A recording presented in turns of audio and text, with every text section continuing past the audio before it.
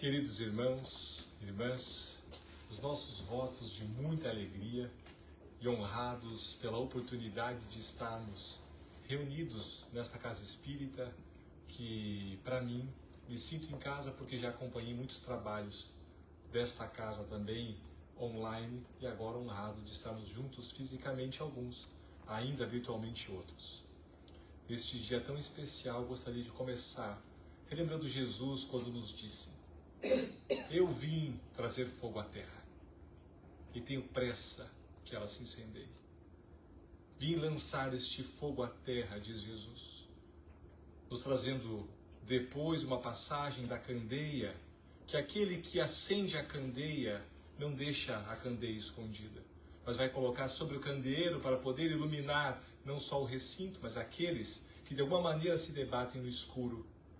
Quando estamos aqui celebrando a vida da nossa Maria Inês, quantos de nós, em momentos dessa árdua tarefa de iluminação individual, quando a chama da nossa existência talvez estivesse apagando o fogo do ânimo, não encontramos uma candeia acesa na Maria Inês nos estimulando para o bom serviço, para o serviço desinteressado, não só do brechó, mas das atividades corriqueiras da casa espírita, do estudo, para seguir iluminando as almas, acendendo através de uma candeia bem acesa, transferindo essa tocha iluminada para outras almas, e acendendo lentamente aquele fogo, para que daqui um pouco a terra assim pudesse estar em chama, na chama do Evangelho, como vem vivendo por tanto tempo, na carne e agora, depois da carne, seguirá muito mais livre, porque agora não mais está aprisionada nas células materiais. Imortal que é e que todos nós somos, fundamental que possamos entender o que se passa agora. Para onde vamos? Nosso mestre querido Divaldo Pereira Franco traz que a irmã morte, ela vem de pantufa, ela é silenciosa. Naquele dia que nós menos esperamos, lá vem ela pela porta, de pantufa e sem barulhos, muitas vezes sem alarde.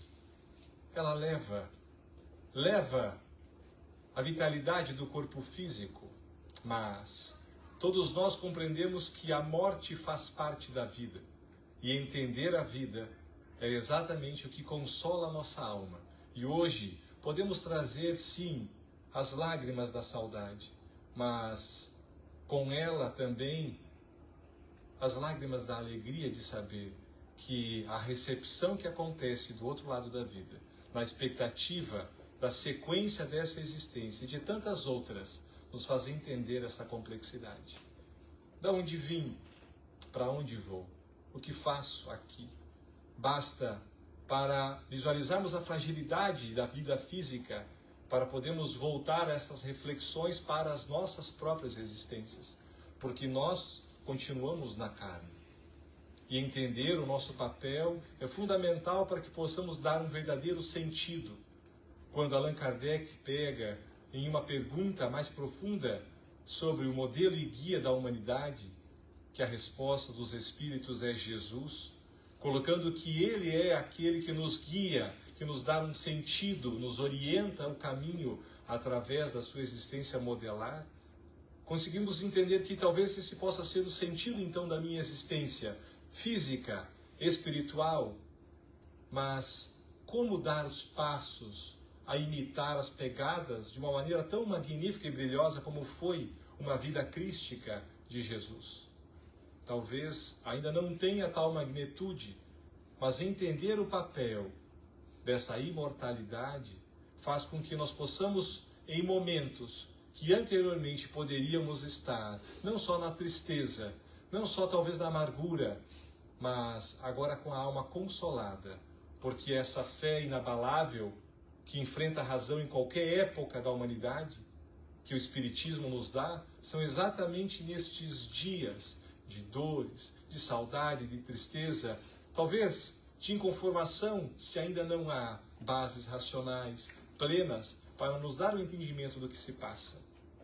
Mas quando aprofundamos num tratado de filosofia espiritualista, quando Allan Kardec lança em suas páginas, no Livro dos Espíritos, em 1857, nós vamos vendo que Kardec, de uma maneira muito didática, muito similar da metodologia socrática, vai nos apresentando perguntas e respostas para que aqueles, mesmo leigos da filosofia, pudessem entender questões tão profundas sobre o sentido real da existência. Começando pela pergunta número 1, do que é Deus? E trazendo da incapacidade da mente conseguir definir o indefinido, conseguir limitar o ilimitado na figura do amor pleno, eterno, nos apresenta atributos para começarmos a sentir um pouquinho mais, para poder sair somente do que nós podemos, da forma tátil, palpar ou delimitar, mas nos apresentando o que há muito tempo já tínhamos dificuldade de entender, que seriam as funções da psicologia.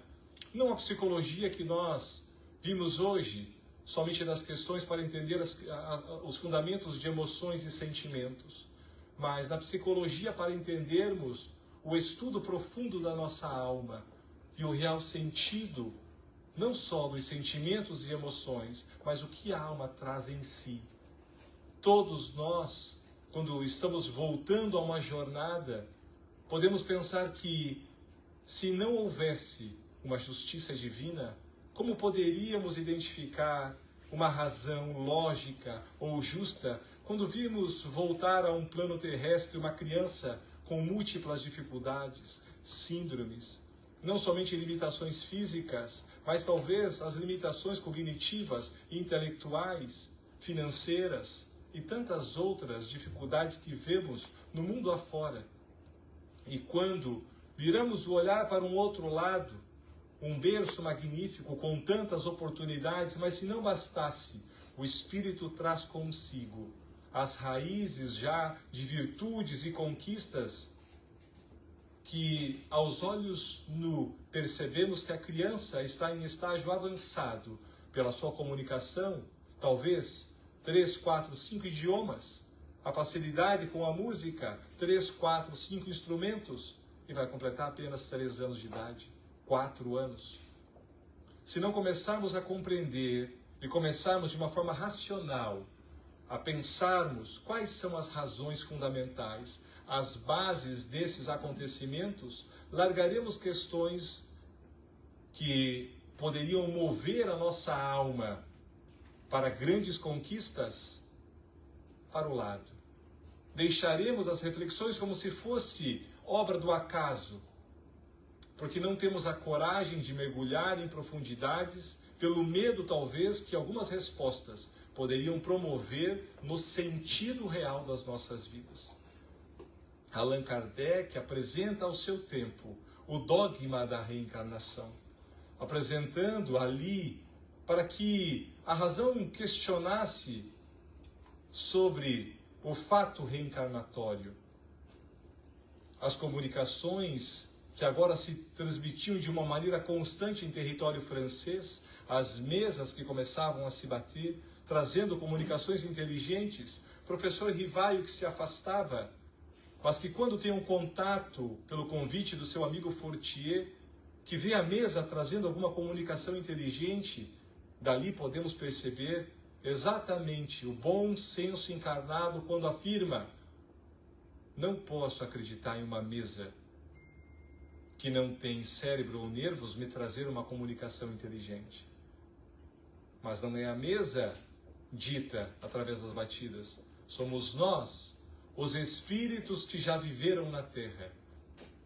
Poderia ser e deveria ser uma grande descoberta, mas a sua primeira conclusão é: pois se há algum espírito que já viveu na Terra, eu não posso acreditar em tudo que essa mesa me diz. Porque na Terra eu tive contato com pessoas geniais, mas também com idiotas.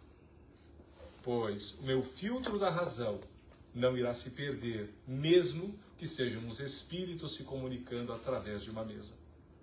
E é exatamente esta razão que poderemos conseguir penetrar a nossa intimidade, para fazer com que cada conquista íntima do conhecimento coloque o combustível nesta candeia. E muitos de nós, espíritas, temos essa candeia já, preenchida com um grande conteúdo de conhecimento a respeito da vida, a respeito dos conhecimentos teóricos, filosóficos, científicos sobre a pré-existência da alma, a imortalidade da alma, a própria reencarnação. Ficava-me a pensar por que Kardec colocou sobre a reencarnação nos apresentando como um dogma, quando o dogma nos traz, numa base religiosa, questões que são inquestionáveis, por serem as bases fundamentais de doutrinas religiosas.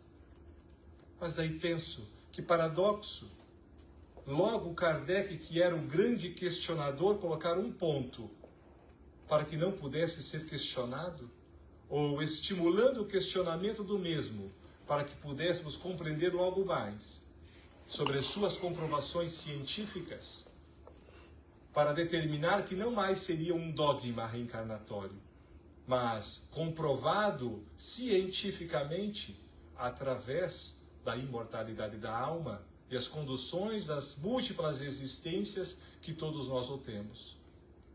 Quando Kardec coloca em uma das suas obras da Revista Espírita, de 1861, nos afirmando que caberia então ao Espiritismo devolver ao Espírito a sua verdadeira qualidade perante ao universo. Depois, em um discurso de 1864, em Bruxelas, ele nos traz que a ciência positiva estaria apresentando exatamente a realidade do espírito imortal na sua qualidade, para entendermos de uma forma científica qual é a finalidade e a realidade da vida espiritual e sobre os seus processos da vida na jornada material. Quando Kardec desencarna, em 1869, os estudos científicos vão ganhando cada vez mais vazão para que pudessem transformar as suas comprovações.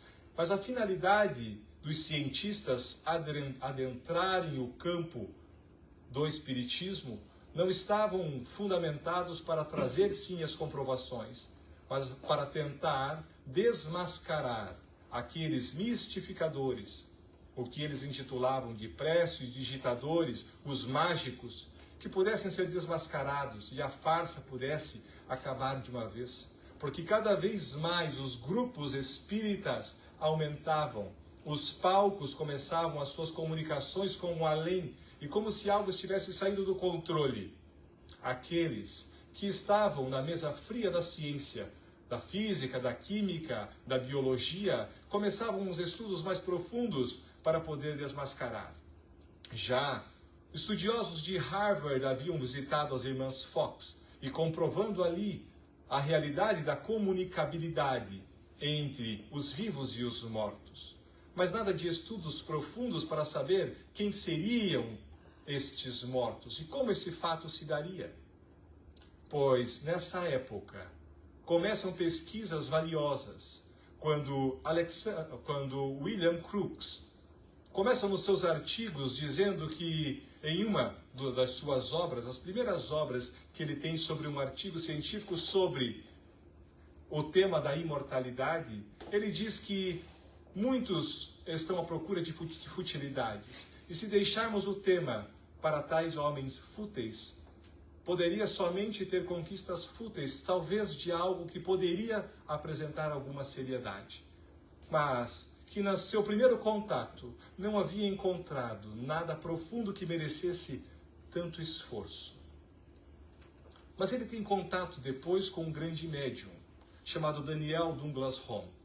E esse médium realizava alguns feitos que chamaram muito a atenção de William Crookes. Ele conseguia fazer pequenas levitações de objetos, dele mesmo. Apresentações que chamavam a atenção do imperador. Um fato, talvez, que todos podem ter conhecimento, quando pediu que uma mesa de mais de 80, 90 quilos pudesse saudar o imperador. E a mesa levita, com os castiçais, a própria chama que deveria seguir os efeitos da gravidade, também se curva. e William Crookes começam as pesquisas, mas de uma maneira diferente. Pois se você pode transformar o peso desse objeto aqui, poderia fazê-lo no meu laboratório, aonde eu estaria preparando o meu laboratório. Se você, de maneira tão brilhante, toca esse acordeão, nos dizendo que são os espíritos que o fazem, você poderia fazê-lo no meu laboratório. E Home, então, aceita, de uma maneira ainda muito feliz, a sua proposta, e vai. E quando chega no laboratório, está ali não somente William Crookes, está um conjunto de químicos e físicos que acompanham para poder avaliar as condições. Está o acordeão trancado, como se ele tivesse feito grades, um pequeno presídio para o acordeão, que estaria tocando agora a sua primeira sinfonia, porque ele havia comprado. A equipe havia avaliado as condições. Daniel Douglas Home jamais teve contato com o acordeão. E ali então, ele coloca a mão sobre as grades, encosta no acordeão e ele começa a se movimentar. E dali começam a surgir as sinfonias. E Home, sorrindo, tira a mão. E o acordeão continua terminando e diz: deixemos agora essa finalização por conta dos espíritos. Já não precisa mais da minha mão, pois a mão sequer encostava. E ao tirar a mão, o acordeão segue. William Crookes, considerado como um dos pais da física quântica atual, desejava algo a mais. Sir William segue as pesquisas quando encontra uma médium, uma jovem, talvez 19, talvez 20 anos. Quando Florence Cook chega próximo a William Crookes e ele fala: talvez grande parte do que você fala, que realiza de materializações de espíritos, possa ser uma fraude.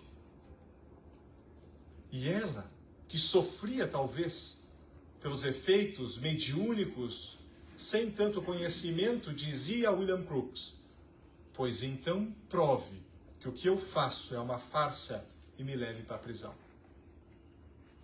E ele topa. Começam então pesquisas cada vez mais profundas a respeito dessa imortalidade da alma. Quando vai estudando os processos da materialização, aquele fluido esbranquiçado, pastoso, que saía dos orifícios da Florence Cook, materializando ao seu lado um espírito chamado Kate King. Google it. Vai instalar as fotos, as comprovações, a ciência demonstrando a realidade de um espírito materializado. Mas ali, apresentando informações que William Crookes coloca: não somos leigos, somos cientistas. Poderia ser uma questão de uma bicorporeidade, mas questões que estariam relevantes a outros quesitos de informação científica. Mas conseguimos avaliar Kate King. Kate King não tinha os orifícios dos brincos que tinha Florence Cook. A altura, a estatura, o peso, tudo foi verificado e tudo cientificamente anotado, com um grupo avaliando a realidade de que Kate King era uma apresentação de um espírito que já havia vivido na Terra, mas não fazia agora parte dos encarnados. Ele seguia então afirmando que já não era uma questão de crença ou acreditar.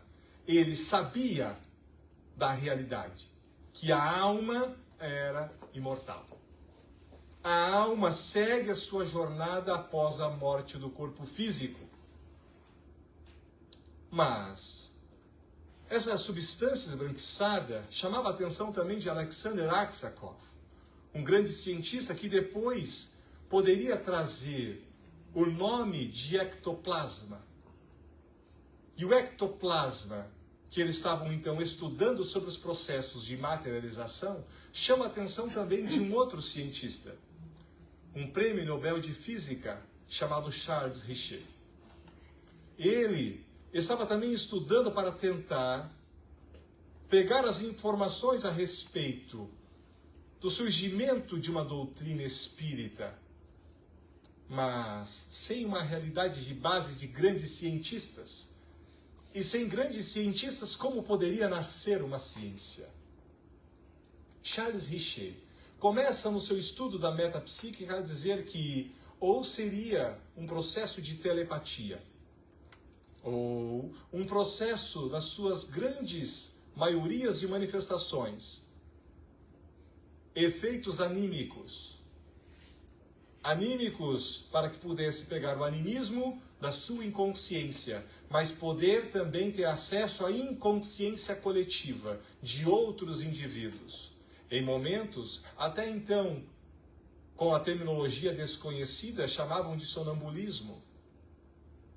Mas depois o termo animismo vai ganhando vigor através dos estudos de Charles Richer.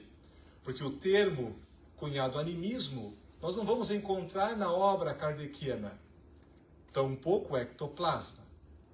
Mas os estudos estavam brotando e o interesse para desmascarar essa nova ciência atraía por si os cientistas para poder provar a irrealidade daquelas falas, desses fatos ou dessas apresentações públicas.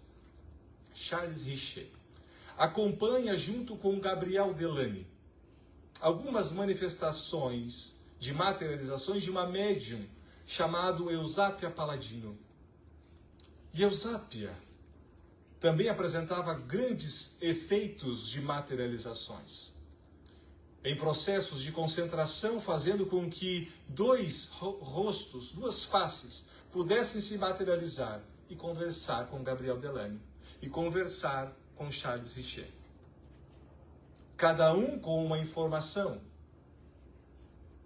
E cada informação não estava compatível com o nível de conhecimento que a médium poderia ter sobre o processo que havia sido estudado anteriormente. Delany segue suas pesquisas, depois aprofundadas um pouco mais com um outro cientista chamado Gustave Gelée, que estudava essa substância. Gustave Gelée é um cientista que desencarnou num acidente de avião, trazendo uma maleta com ectoplasma para poder estudar em microscópios mais profundos, para poder entender a realidade do psicossoma, do perispírito, e quais seriam essas irradiações fluídicas que eles estavam intitulados então de ectoplasmia, de ectoplasma. Charles Richer lança o seu tratado de metapsíquica. E nesse tratado nós vamos encontrar em uma das páginas, 400 e tanto, quando ele fala, pode parecer absurdo eu dizer aqui que um espírito de alguém que já viveu na Terra se materialize. Pois por mais absurdo que possa parecer, eu não consigo negá-lo. Quando diz então em uma carta à sua irmã, aquilo que nós desconfiávamos, posso afirmar a certeza da sua realidade. Nós somos imortais. A imortalidade da alma é uma realidade científica. Mas de que forma isso nos liberta? Todos nós, talvez aqui em grande maioria, já acreditávamos nisso. Sim, somos imortais. Mas descobrir essa imortalidade não nos tornou diferente? É sinal que estamos enchendo a nossa candeia, mas ainda não fomos tocados pela chama que já tocou Maria Inês. Não fomos tocados pela chama que é capaz de incendiar a nossa alma e modificar a nossa existência de antes e depois desse contato. A vida começa a ter um sentido diferente, por quê? Não quer dizer que eu não faça parte do mundo, eu faço parte do mundo, mas algo além deste mundo move a minha energia, o meu bom ânimo e a minha vida. Porque eu sei que depois que esse corpo físico ficar inerte, a minha alma se mantém livre. Quando entendemos nenhum processo da reencarnação, quando o ovócito se liga ao espermatozoide, há um efeito agora no YouTube, uma imagem linda de uma implantação, começando ali um novo óvulo e fazendo com que nós pudéssemos visualizar a iluminação que se dá nas membranas dessa primeira implantação, como se ali começasse então a chegada do espírito à vida. Na implantação, há uma modificação em todo o corpo, luminoso, perceptível a esses microscópios. Hoje também podemos encontrar no YouTube, poder ver a grande experiência. Mas falo isso por quê? Porque quando ocorre este processo e o ovócito se torna então no zigoto e as subdivisões celulares começam a produzir um novo corpo físico, o espírito começa a imprimir em cada uma das células a sua nova vestidura carnal para uma jornada que pode durar alguns dias, alguns meses, alguns anos. Mas em cada uma dessas células, entre o espírito e o corpo, nós sabemos da realidade do perispírito, do psicossoma, que na região celular, onde está a cromatina, que está ali a dupla hélice do DNA, quando aprofundamos de uma maneira um pouco mais profunda, que encontramos os blocos cromossomiais, ali André Luiz intitula as unidades de força, num livro chamado Evolução em Dois Mundos, psicografia de Chico Xavier, nos traz que essa unidade de força, ou bióforos, são as unidades de vínculos aonde o perispírito anima a célula e faz com que então o átomo comece a vibrar entre elétron, nêutron e próton, uma velocidade de milhares de voltas por segundo para fazer com que a vida esteja vibrante. Mas a vida física, ou um reflexo da vida espiritual que anima aquela célula. Quando podemos pensar em um processo do acaso, hoje mesmo estávamos ali conversando com um ateu, mas pensando que grande fé move a vida do ateu, do niilista, a pensar, não, eu não acredito em nada, mas mantém-se vivo, ativo, produtivo, gentil, caridoso, calmo.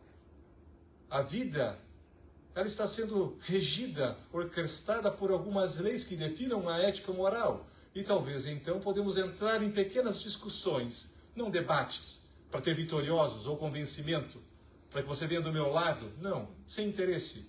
Mas podemos despertar um pouco o nosso lado racional e pensar que essas leis da natureza, ou esse acaso, que talvez pensamos o Sol, 10 metros para frente ou para trás, a vida no planeta não existiria, a vida física ao menos. Dependendo da posição da Lua, as marés não teriam o mesmo controle, nem mesmo o nosso corpo físico. Nas funções celulares, dos 100 trilhões de conexões que movem o nosso corpo físico, a pensar que acaso inteligente. Pois é a mãe natureza. Pois então chame como quiser. Eu chamo de Deus. Ateu ou não, há uma crença. Há diretamente uma ligação para entendermos a profundidade do que nos mantém vivos. Indiferente do título, porque nas múltiplas crenças tivemos por muito tempo a nossa razão dominada por aqueles que estavam na frente, que deveriam pastorear as ovelhas por um seguro caminho, manipulando em grande parte informações valiosas que poderíamos beber de fonte segura, talvez de um Novo Testamento. As palavras dos 4 evangelistas, mas a pensarmos que desde o Concílio de Nicéia, no ano de 325, depois de Calcedônia, 341 e tantos outros, quantas manipulações não ocorreram? Quando lembramos do concílio de Constantinopla, quando Teodora e Justiniano manipulam o termo da palingenesia, o renascimento, e arrancam tudo o que havia do Novo Testamento.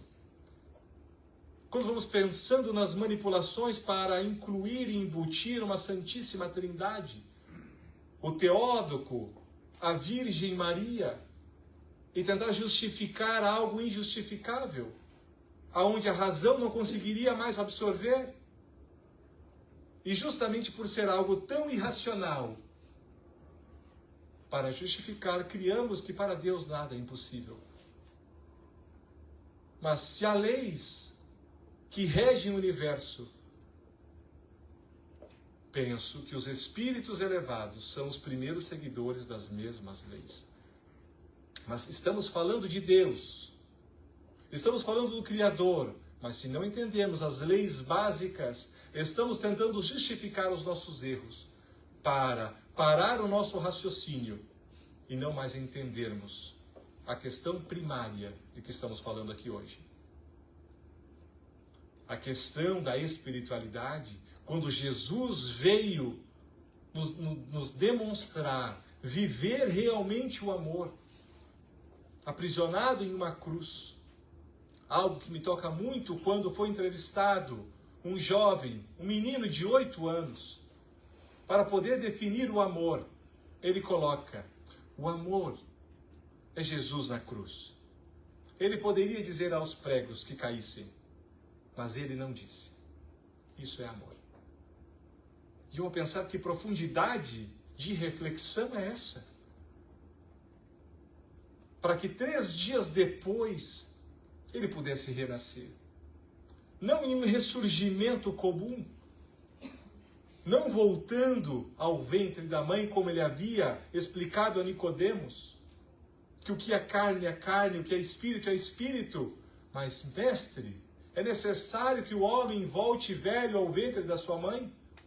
Ah, Nicodemos. Quando lhe falo das questões da vida física, você ainda não acredita no nosso testemunho? Imagine quando começar a falar das questões celestiais. Ele tinha certeza que estava falando do renascimento, da reencarnação. João Batista, Elias, ele já havia tornado claro. Mas essas manipulações, dentro de um período dominador de uma Idade Média, de inquisições e em tantas outras santas inquisições, a lembrar de Teodósio I, quando em um sonho visualiza, sendo imperador de Roma, que ele seria o grande triunfador, bastaria colocar a cruz vermelha na frente dos seus escudos e ele iria dominar as grandes massas em nome de Jesus. Ele, depois de Constantino, quando no Edito de Milão, 313, que começa a parada das perseguições dos cristãos primitivos, Teodósio é aquele que traz a religião para o Estado. Estava crescendo a massa. E para que vamos lutar com a massa se podemos dominá-la? Inclua a massa. Em nome de Jesus, avancemos. Matemos. Conquistemos os territórios necessários. E quantas mortes, quantas questões incompreendidas aconteceram em nome de Jesus. E hoje, quantos espíritos, não somente encarnados, mas quantos desencarnados ainda não continuam vibrando, lutando para tentar desconfigurar a mensagem de Jesus, vulgarizar a mensagem de Jesus, tirar da pureza, mudando as lentes daquele que vê o ato, julgando talvez uma doutrina tão pura como o Espiritismo por ações talvez de alguns espíritas. A habilidade dos espíritos que lutam contra o cristianismo, porque foram justamente estes que aparentemente foram injustiçados, ainda não conseguiram compreender as reais causas daquelas aparentes injustiças que estão alicerçadas em um passado que eles também necessitavam aperfeiçoar-se. Entender a realidade da vida é poder entender a vida como Paulo. Saindo de Jerusalém e se aprofundando nas perseguições dos cristãos. Acabava de assassinar Estevão à pedrada. Estava ali e viu. Era um feitiço ou algo lançado que fez com que aquela muda falasse. Ele estava assessorado pelos demônios. E quando falava, foi você que curou a muda? Não, não fui eu. Mas eu vi você curando. Pois foi Jesus. Paulo, montado no seu cavalo, vai entrando então na perseguição a Ananias. Uma viagem demorada a Damasco, quando vê Jesus. Um brilho tão grande que o derruba do cavalo, o deixa cego. E quando vê Jesus, de joelhos, um homem casto, altivo, que já trazia consigo o domínio da lei mosaica, que trazia consigo já a disciplina, de joelhos, diz: mestre, o que queres que eu faça? Entra em Damasco. E quando entra, o perseguido, a ovelha, vem ao encontro do lobo. E através de passes, através de prece, através do amor, tira Paulo da cegueira. Ele volta a visualizar. Ananias esclarece um pouco sobre a mensagem pura de Jesus. Pequenos pergaminhos, pequenas passagens, mas diz a Paulo: necessário antes de você divulgar tudo que você tem vivido, importante que algumas cicatrizes se façam no caminho, que você conquiste a experiência do serviço para Jesus. Vá ao deserto. Lá 2 amigos irão recebê-los. Átila e Prisca ou Priscila. E ele vai. Já convencido que não mais era Paulo, havia encontrado o Messias, a tradição, lhe apresentava um novo nome, pois aquele que encontrasse o Messias era um novo homem, era agora Saulo. E ali, ao contrário, não é? Era Paulo, né? Era Saulo de Tarso, e agora era Paulo. Então Paulo, este novo homem, vai ter com Prisca e Áquila.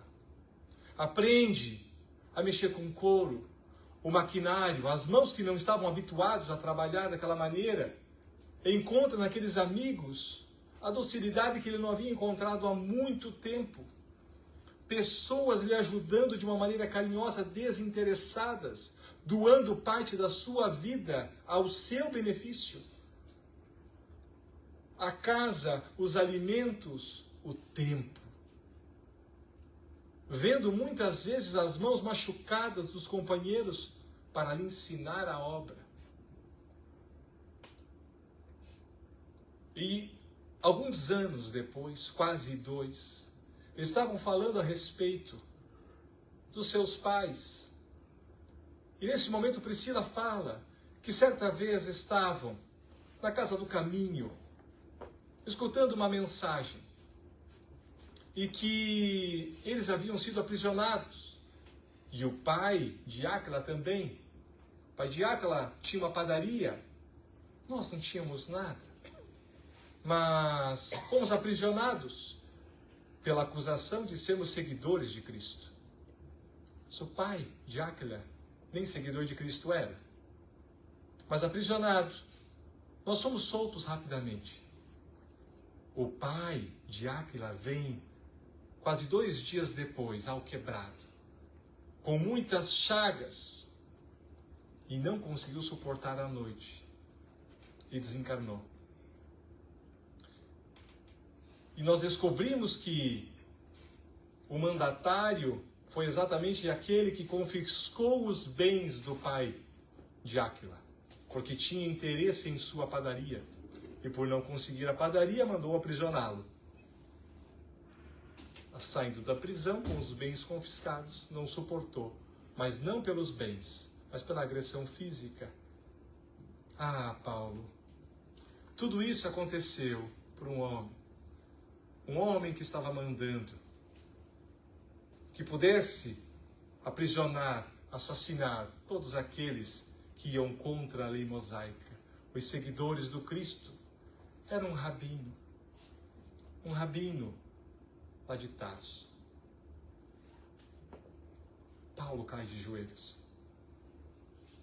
Cai de joelhos em lágrima e diz: meus irmãos, eu era Saulo de Tarso. Eu era aquele que estava perseguindo Jesus.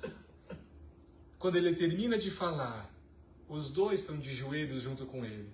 Ah, não. Você é Saulo. Você é o nosso irmão em Jesus.